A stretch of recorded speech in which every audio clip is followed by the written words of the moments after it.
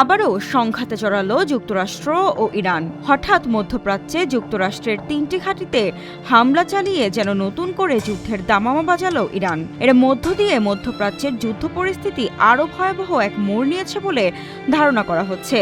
কিন্তু কেন এই হামলা? এর মাধ্যমে বিশ্বকে কী বার্তা দিতে চাইছে ইরান? 15 জুলাই ইরানের সামরিক স্থাপনা লক্ষ্য করে জোরালো বিমান হামলা চালায় মার্কিন বাহিনী।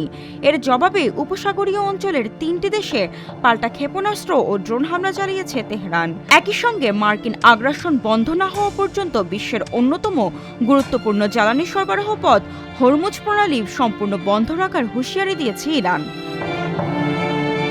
ট্রাম্প হরমুজ প্রণালী ব্যবহারকারী জাহাজে 20% শুল্ক আরোপের সিদ্ধান্ত থেকে সরে আসার কয়েক ঘন্টার মধ্যেই ঘটে হামলা পাল্টা হামলা।